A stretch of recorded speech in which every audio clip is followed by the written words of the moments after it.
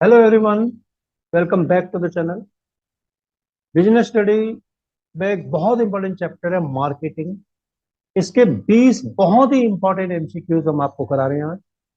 Chapter बड़ा है इसलिए इसके एमसीक्यू हमने 20 बनाए हैं और लगभग पूरे चैप्टर को ये कवर करेंगे। तो आइए स्टार्ट करते हैं। सबसे पहला देखिए आपको दिया हुआ है कि in modern sense market refers to, यानी कि मॉडर्न सेंस में मार्केट से क्या मतलब है। अ शॉप, किसी दुकान को मार्केट बोलते हैं, या ये एक अरेंजमेंट है where buyer and seller contact each other. Direct personal contact is not necessary, यानी कि बायर और सेलर कॉन्टेक्ट तो करते हैं एक दूसरे से लेकिन पर्सनली मिलना जरूरी नहीं है। या डायरेक्ट पर्सनल कॉन्टेक्ट जरूरी है, या इनमें से कुछ नहीं। तो देखिए आंसर होगा B, an arrangement where buyer and seller contact each other, direct personal contact is not necessary. अब मार्केट एक बहुत बड़ी टर्म हो चुकी है। अब ऐसा नहीं रहा कि दुकान या किसी आप बाजार में जाइए फिजिकली तभी आपको मार्केट मिलेगी, वो तो ही मार्केट। लेकिन उसके अलावा मार्केट एक अरेंजमेंट होती है। जैसे देखिए आप ऑनलाइन ट्रेडिंग करते हैं अमेजोन से या किससे भी, तो वहां से आप खरीद सकते हैं किसी भी कंट्री की कहीं की भी कोई चीज। तो मार्केट अब एक बड़ा टर्म हो चुकी है मॉडर्न सेंस में, और इसमें डायरेक्ट पर्सनल कॉन्टेक्ट जरूरी नहीं है। नेक्स्ट है which of the following is not A feature of marketing. इनमें से कौन सा मार्केटिंग का फीचर नहीं है। देखिए needs and wants, exchange mechanism, shopping, या कस्टमर वैल्यू। तो इसमें से क्या ऐसी चीज है जो मार्केटिंग का फीचर नहीं है। तो इसमें जो शॉपिंग है, सी पार्ट, ये नहीं है मार्केटिंग, क्योंकि शॉपिंग तो कंज्यूमर करता है, इसका तो बिजनेस मैन से या मार्केटर से कोई खास लेना देना नहीं होता। आंसर आएगा सी।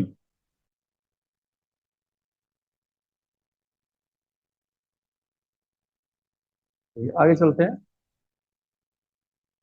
अब क्वेश्चन नंबर 3 में स्टेटमेंट दिए गए हैं दो।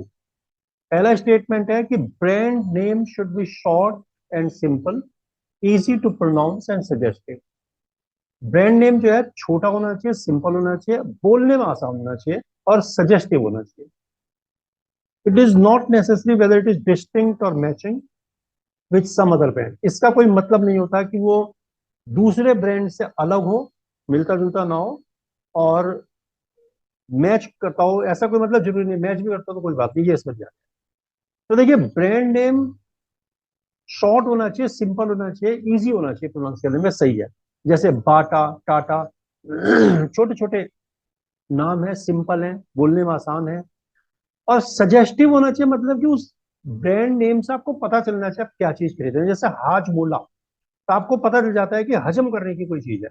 तो ऐसा ब्रांड नेम होना चाहिए, यानी कि स्टेटमेंट 1:2 ये सारी बातें होती हैं ब्रांड नेम में। छोटा होना चाहिए, सिंपल होना चाहिए, बोलने में आसान होना चाहिए और सजेस्टिव होना चाहिए। दूसरा है कि it is not necessary whether it is distinct or matching with some other brand.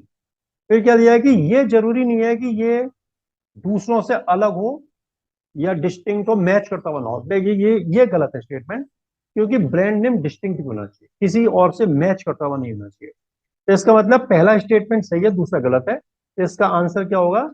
B, statement 1:2 but statement 2 is false.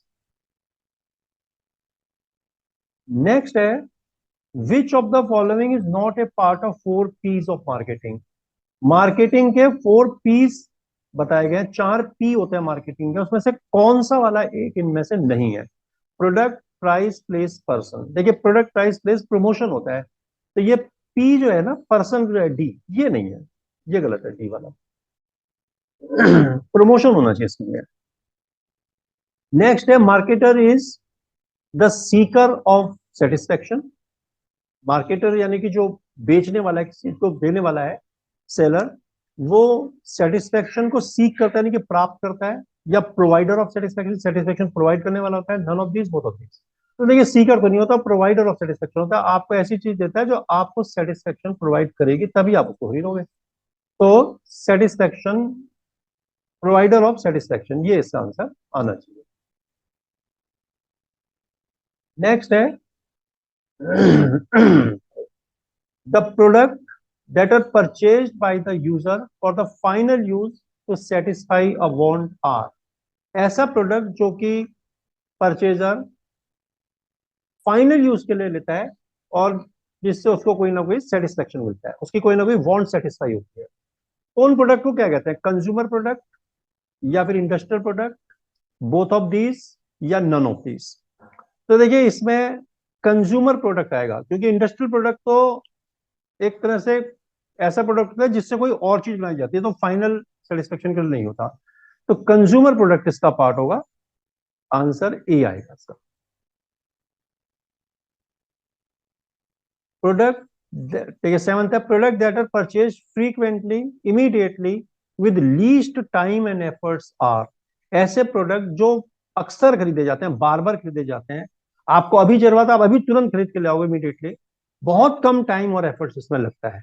तो कौन से प्रोडक्ट होते हैं, तो shopping products, speciality product, convenience product, all of the, ये सभी कंज्यूमर प्रोडक्ट के part हैं। तो इसमें जो इस तरह का प्रोडक्ट होता है जो आप आसानी से खरीद सकते हो, सी होगा, कन्वीनियंस प्रोडक्ट। नेक्स्ट है, X limited manufacture cricket bat and ball and decided to sell them through his own retail products outlets, name the channel of distribution used by him. देखिए एक्स लिमिटेड ने cricket bat और ball बनाए और उनको अपने ही retail outlet से बेचने का फैसला करा। तो आपको बताना है कि उन्होंने कौन सा चैनल ऑफ डिस्ट्रीब्यूशन यूज किया। देखिए तीन चैनल, चार चैनल होते हैं, 0 लेवल, 1 लेवल, 2 लेवल, 3 लेवल।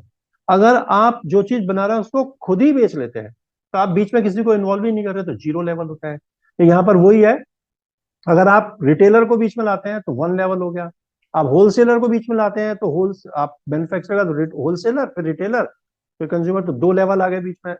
और अगर आप एजेंट को भी ले आते हैं तो 3 लेवल हो जाते हैं। तो इसमें तो वो खुद ही बेचने क्या कर रहे हैं कि अपनी ही हम आउटलेट से बेच देंगे, रिटेल आउटलेट से, तो 0 लेवल हो जाएगा, यानी कि उन्होंने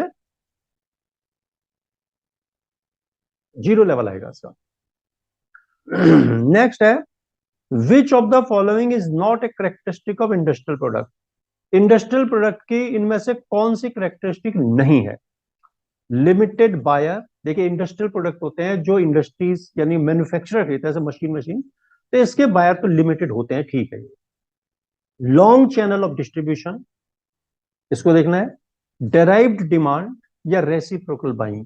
तो इसमें लॉन्ग चैनल ऑफ डिस्ट्रीब्यूशन आएगा। चैनल डिस्ट्रीब्यूशन लंबे नहीं होते, जो इंडस्ट्रियल प्रोडक्ट होता है वो जहां मिलते हैं वहीं से जाकर के सीधा खरीद के ले आते हैं मैन्युफैक्चरर, उसमें ये नहीं है कि बीच में 10-20 पार्टी इन्वॉल्व होंगी।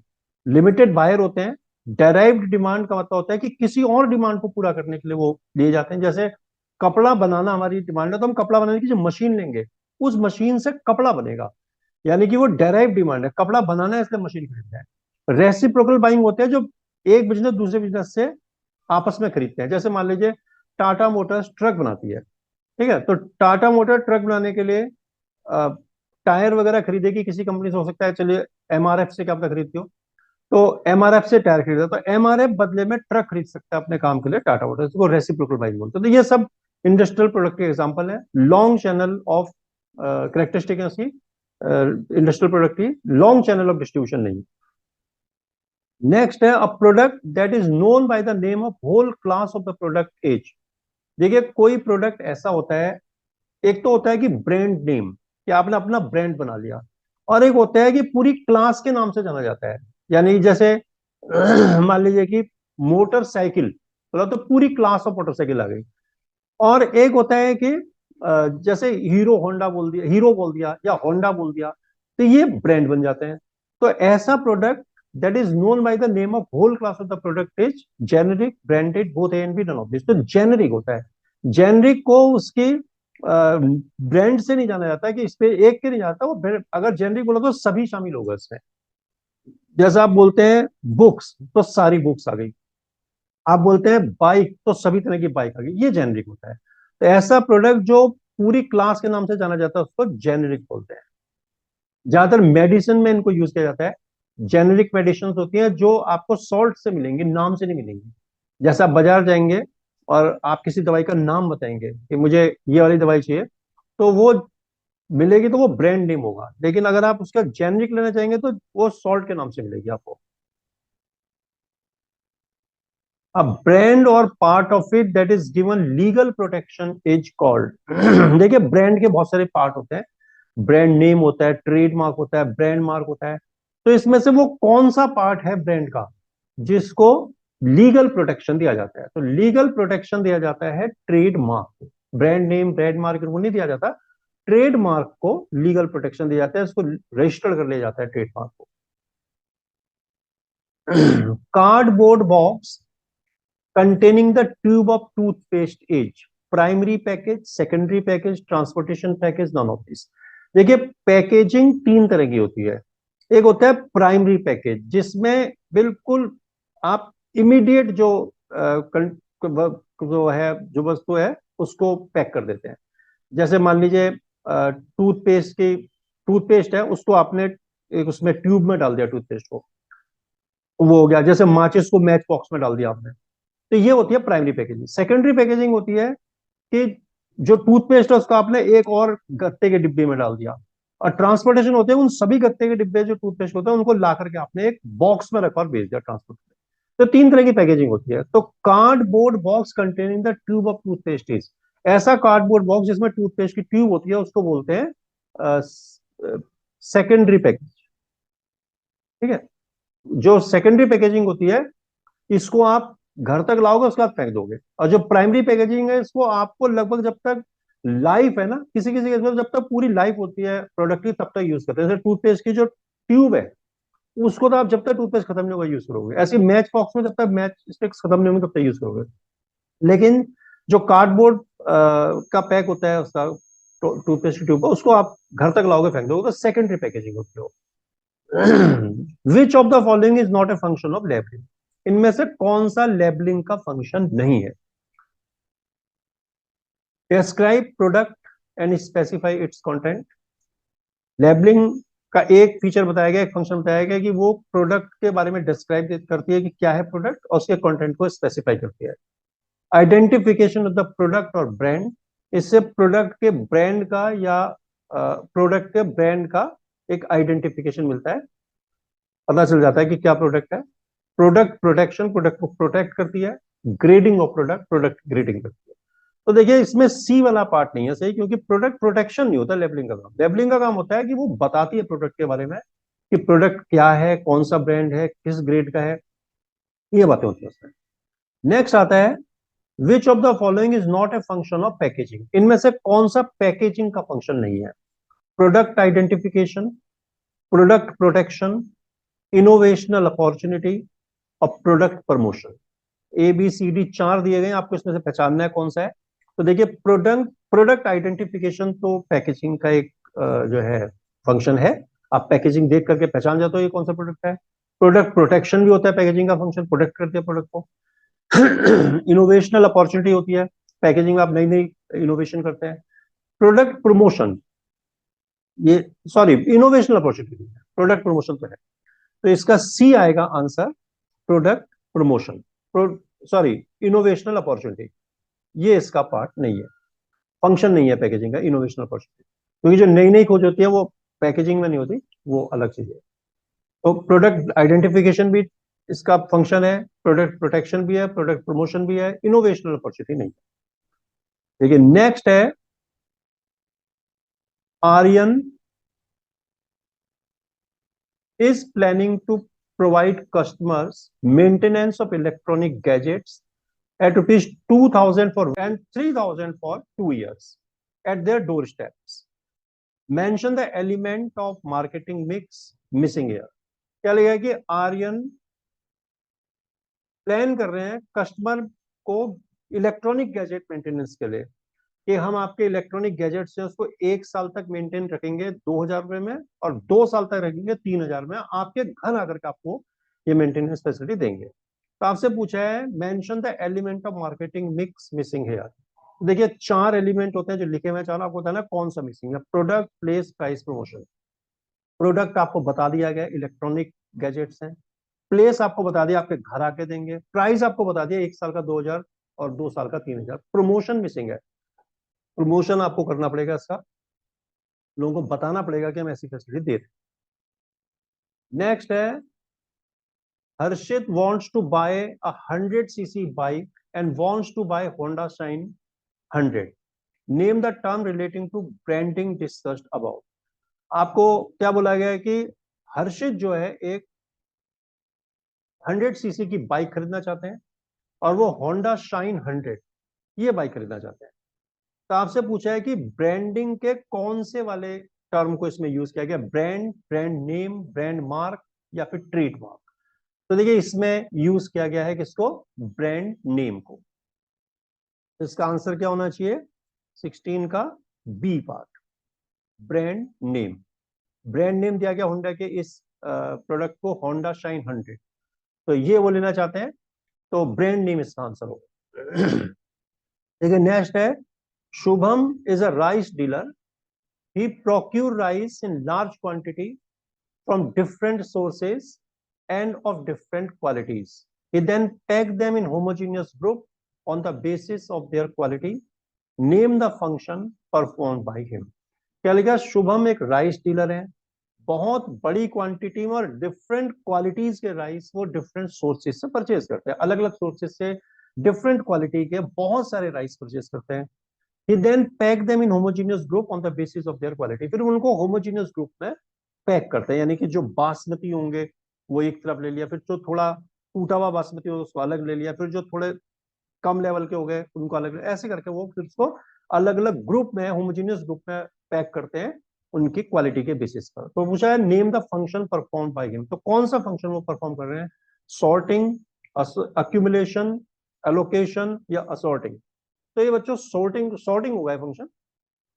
सॉर्टिंग होता है कि आपके पास बहुत सारी चीजें उसमें सब अलग अलग ग्रुप बना रहे हैं उनके क्लास के बेसिस पर, तो ये सॉर्टिंग हो जाएगा। असॉर्टिंग उसी के जैसे लग रहा है कि असॉर्टिंग में क्या होता है कि बहुत सारी छोटी छोटी चीजें आप उनको मिला करके एक पैक बना रहे हो, अलग अलग चीजों को।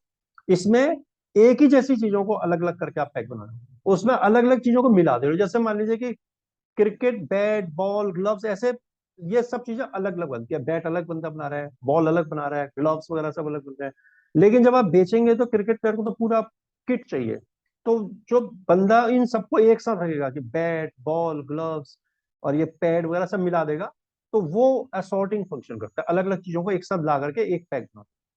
तो इसका आंसर सॉर्टिंग होगा, इसमें सेम टाइप की चीजों को एक पैक बना के रखा जाता है। Name the component of branding shown below. देखिए ब्रांडिंग के मैंने आपको बोला था कि चार फंक्शन है, तो brand, brand name, brand mark, trademark, ये सब होते हैं। तो इसमें क्या दिया, ए में ब्रांड नेम, बी में ब्रांड मार्क, सी में ट्रेडमार्क और डी में ब्रांड। आपको एक सिंबल बना के दिया गया है, ये सिंबल ऐसी पेन से बनाया, तो वो जैसे भी बना समझ जाना कि नाइकी का सिंबल है। तो इसमें लिख दिया हमने नाइकी, नहीं भी लिखा होगा तो आप टिक से भी समझ जाओगे कि नाइकी है। तो ये क्या होगा, ब्रांड नेम होगा, ब्रांड मार्क होगा, ट्रेडमार्क होगा, ब्रांड होगा। ब्रांड में तो सारी चीजें इंक्लूड है, तो ब्रांड तो नहीं है। ट्रेडमार्क को लीगल प्रोटेक्शन दिया जाता है, वो भी नहीं है। ब्रांड नेम या ब्रांड मार्क, ब्रांड मार्क जो होता है वो अट्रेबल होता है, ब्रांड नेम, और ब्रांड मार्क अनअट्रेबल होता है, उसको बोला नहीं जाता, तो ये ठीक है। तो इसको आप जो है ब्रांड मार्क बोलेंगे, जैसे नाइकी में ये हो गया। उसके अलावा जो एशियन पेंट में वो बच्चा बना होता है उसको गट्टू बोलते हैं, वो ब्रांड मार्क हो गया। इस तरह से ब्रिटानिया की ब्रेड में एक महाराज बना होता है, वो, ये सब ब्रांड मार्क होते हैं, जो एक तरह का एक सिंबल या एक बना लेते हैं वो चिन्ह जैसा। देखिए नेक्स्ट है, in her outlet of readymade garments Shreya displayed following exhibit. अपने रेडीमेड गारमेंट के आउटलेट में श्रेया ने ये एक पोस्टर टाइप का लगा दिया होगा गेट पर, अपने एग्जिबिट किया हुआ है कि 40% ऑफ, कि हमारे जो भी प्रोडक्ट होगा 40% हम छोड़ देंगे। तो व्हाट डज इट शोज, क्या शो करता है ये, advertising, public relation, sales promotion या फिर पर्सनल सेविंग। तो इसमें क्या होगा, एडवर्टाइजिंग नहीं है, पब्लिक रिलेशन नहीं है, सेल्स प्रमोशन बोलते हैं इसको। इस तरह का जो काम होता है, जो आप अपने शॉप पर जाते हैं, सेल, ये थोड़े समय ही काम आता है। ये देखिए एडवर्टाइजिंग तो आप मीडिया में जाकर करेंगे तो लंबे समय का काम देंगे, लेकिन सोल सेल्स प्रमोशन जो होता है कुछ समय काम होता है। जब तक आप 40% डिस्काउंट दोगे तब तक कस्टमर अट्रैक्ट हो जाएगा, आप हटा दोगे तो फिर नहीं आएगा। तो सेल्स प्रमोशन थोड़े टाइम के लिए होता है। Sneha Enterprises appointed 200 salesman to contact with prospective buyer and educate them about their product, which element of promotion is being used by them. देखिए स्नेहा एंटरप्राइजेस ने 200 सेल्समैन अपॉइंट किए और उनको बोला कि प्रोस्पेक्टिव बायर, प्रोस्पेक्टिव बायर मतलब जो आपका गुड्स खरीद सकता है, उसको बोलते हैं प्रोस्पेक्टिव बायर। और उनके पास कहा गया आप प्रोस्पेक्टिव बायर पे जाइए, उनको एजुकेट करिए, एजुकेट करिए मतलब हमारे प्रोडक्ट के बारे में बताइए, उनको जानकारी दीजिए, और जिससे कि प्रोडक्ट हमारा बिके। तो which element of promotion is being used by them. तो कौन सा प्रमोशन का टूल उन्होंने यूज किया? Advertising, sales promotion, public relation या पर्सनल सेलिंग? तो इसको बोलते हैं पर्सनल सेलिंग। तो देखिए इसमें 20 एमसीक्यूज जो मार्केटिंग के थे हमने आपको कराए, लगभग पूरा चैप्टर कवर करने की कोशिश की है इसमें। इसी तरह का और भी कंटेंट हम आपको भी प्रोवाइड करेंगे नेक्स्ट चैप्टर का।